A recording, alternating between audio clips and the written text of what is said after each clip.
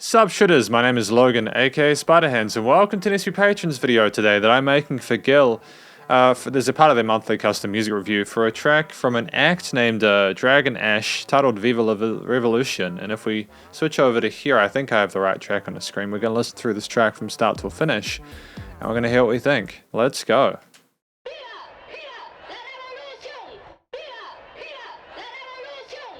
Okay, we got some sampling, some looping going on. Is this some like vinyl? Cool.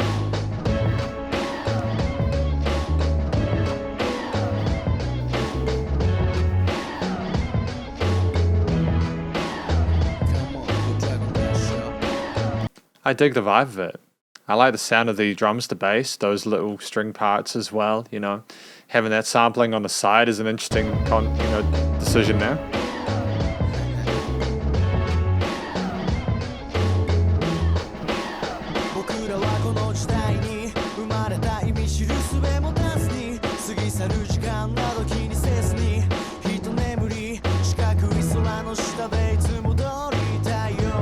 It's kind of like melodic rapping. It's not what I'm used to from the late 90s. I think this came out in 1999 if I'm not mistaken. I could be wrong. But it's a great first impression anyways.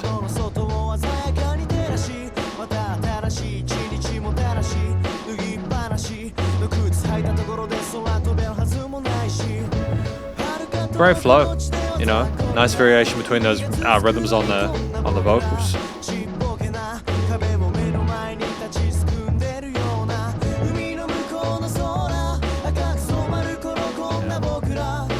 Yeah, beautiful vocal harmonies. Actually, this is kind of elevated, isn't it?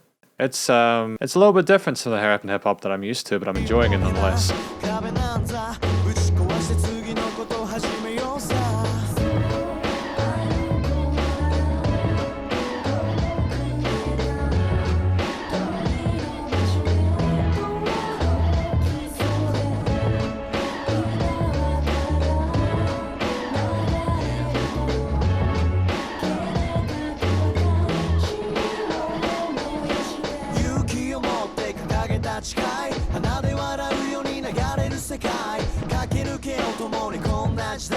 Going between those different vocal styles there, the cleans and the rapping and the vocals, it's a fantastic harmony here. I don't really think they need to change too much with the motif itself.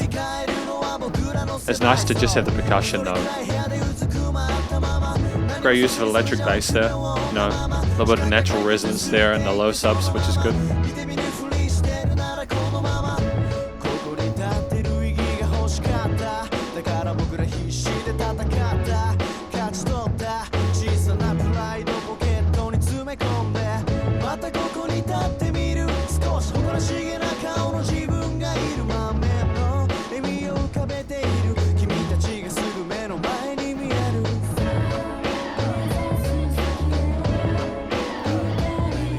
It's kind of interesting that we have the Viva La Revolution part on the left only. We don't have anything much happening on the right apart from the little record scratches occasionally in these hook sections.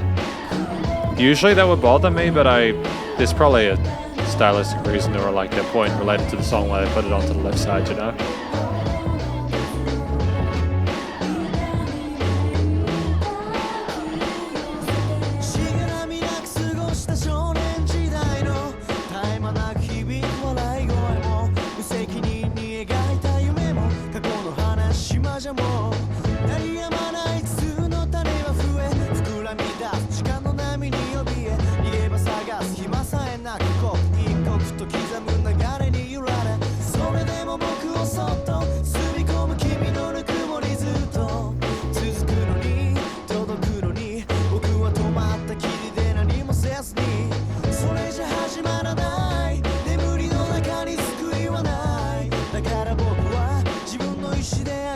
I think this would mean a lot more if you understood the language natively, and I'm not terribly unimpressed with the experience I'm having with it. I just think there's just that little bit more intimacy if you hear the story clearly. I'm liking the melodic ideas here. 5 minutes is a long time for a track. I know that it was fashionable to have longer songs, especially in rap and hip hop around that time, because you had listeners with longer attention spans, you know. Whereas the contrast nowadays, you have people, you know, they feel insecure unless they're around the 2 to 3 minute mark.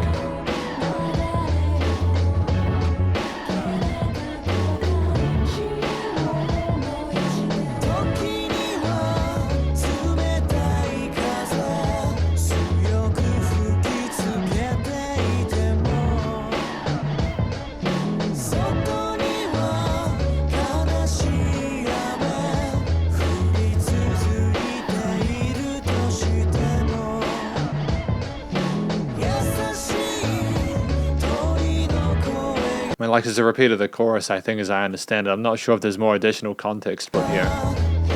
I'm not bored or uninterested, by the way. I'm just kind of accepting it for what it is. There's like a da-da-da-da-da going on the right side, which I've just noticed. A nice little melodic concept that I think is filling in that right side really well as stereo field. I'm glad it's there eventually, because we've had that Viva La Revolution part going for most of the hooks in that left side. It's great we're filling it out. It felt weird without that context.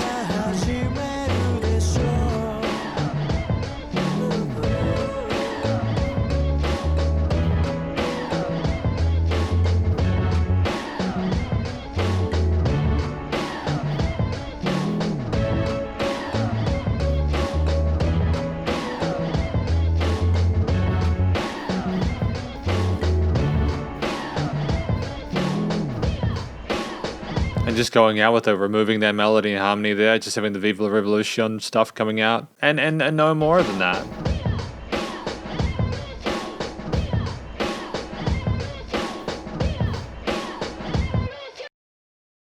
Oh, and it's done. So I found lyrics for the track, Viva La Revolution by Dragon Ash.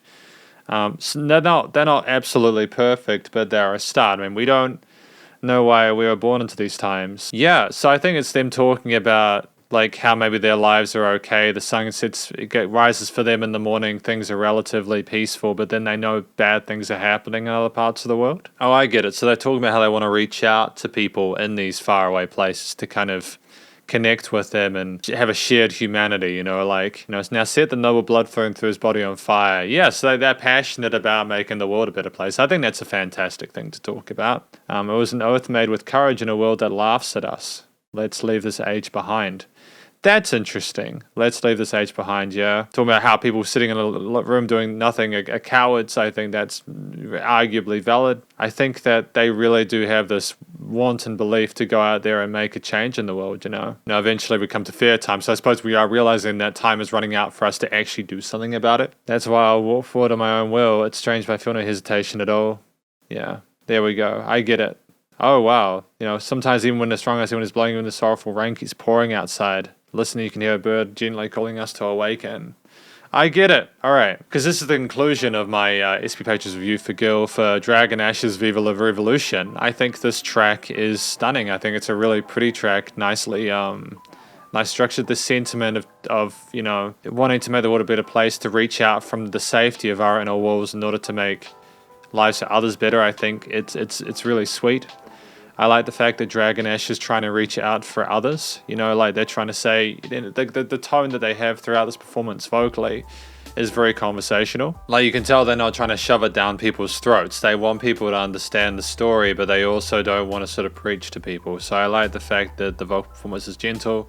That while we have the Viva La Revolution thing going on the left, there's these really gorgeous vocal melodies and harmonies, as well as just the rapping, which was nicely phrased. You know, we articulated ourselves well, the words and syllables came through clearly. There were lots of variations in the flow, aside from obviously the choruses, which were meant to be more sort of memorable, so those phrasings were repeated. It was a great show of their skill and also their emotional maturity and their awareness of how to combine these different elements alongside the story and really make it bounce. You know, alongside this, we had a situation with like the variations in the vocal styles, I suppose, before we move on. We had some softer ones. I think we had some like lady vocals or something like that in the choruses occasionally, or like as a bridge device.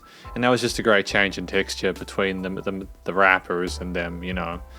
So we had, you know, lots to appreciate in that side of things. I don't really think I could have improved the vocal performance there. It's a very sort of commercially savvy, kind of mindful effort, and it sounds like they've got lots of experience on the mic and they're comfortable within their own shoes and speaking their truth. The structure of the track, you know, it had that main motif there with a chord progression. It was like it was very close to a 1-5-6-4, like an inverted 1-5-6-4, which is a very, very common chord progression. It's catchy, it's great for like pop and like singles and stuff like that, so it makes sense that they included it here. We had the drum kits come in, you know, with these the basses and the guitar melodies on the right, the strings and the other filtered sample parts. that one drum groove that resonated throughout. It was kind of weird because usually I'd expect more, especially from like a 5-minute piece, but I think the storytelling, when you actually understand them, was compelling enough, and there was enough range between the verse and chorus sections and all that, that it never became frustrating.